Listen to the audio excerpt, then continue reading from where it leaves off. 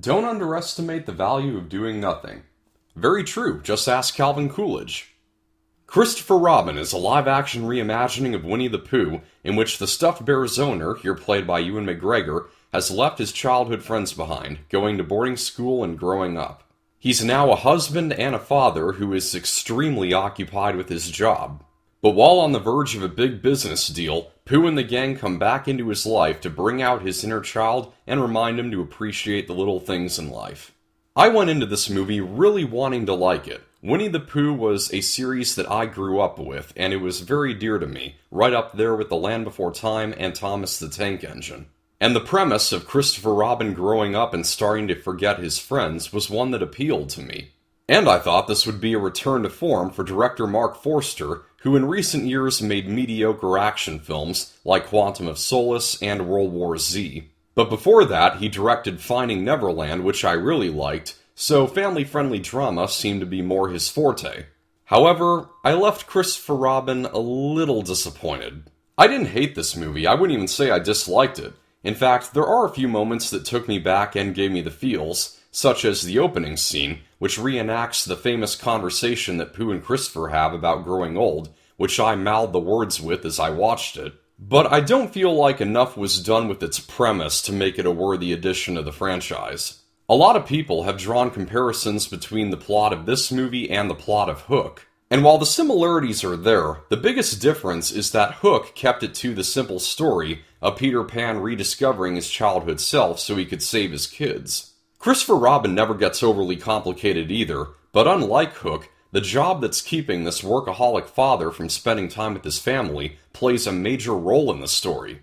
As a result, this movie contains boring business meeting scenes, such as one near the beginning that goes on for some time, which makes me doubtful that kids are going to find this movie all that entertaining. The biggest strength of this movie is that the characters we know are all here, not just that they're present, but that they are as we remember them, with Rabbit and Owl's egos, Eeyore's incurable bleakness, Tigger's silly mispronunciations. All their personas are intact and they shine through on screen.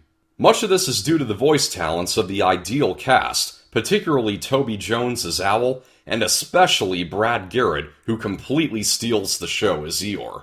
And you can never go wrong with Jim Cummings, the 30-year-long voice of Pooh and Tigger, who reprises the role of both. Actually, the first actor to record lines from Tigger for this movie was Chris O'Dowd. They later replaced his recordings because test audiences responded negatively to the change of Tigger having a British accent. Considering how Jim Cummings was already there recording lines for Pooh, it makes me wonder why they didn't just have him voice Tigger to begin with.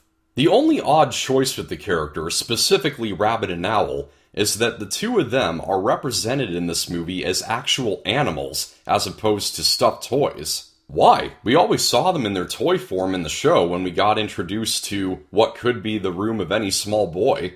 If they were to have included Gopher in this movie, making him an actual animal would have made more sense, seeing how he's not in the book and therefore not among Christopher Robin's toys. Another thing I don't get about this movie is how the 100-Acre Wood is like this separate realm from the Earth, which Christopher Robin visits by means of entering a door in a tree, walking a few steps down, taking him into the wood. So all this time the 100-Acre Wood was Narnia?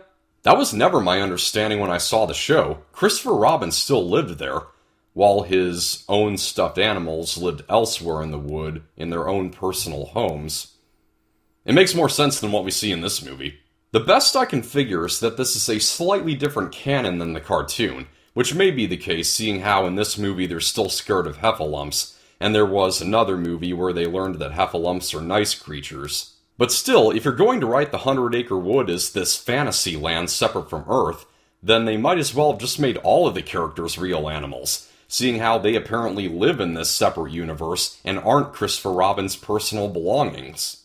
Granted, it would have been bizarre to have seen a real tiger bouncing on his tail, but it's still really confusing. One other thing I'd like to mention. Although I know that the PG rating likely won't sway any families planning to see it, it's wholly unnecessary. The only reason listed in the rating is, quote, some action. Whatever action is in this movie, it doesn't even involve any life-threatening situations. If the action in the Polar Express gets a G rating, Christopher Robin, by all logic, should have also.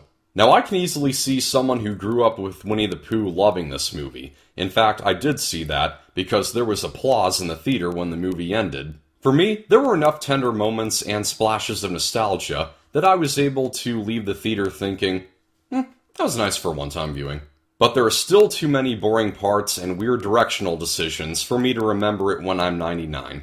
I'm going to give Christopher Robin a 54%.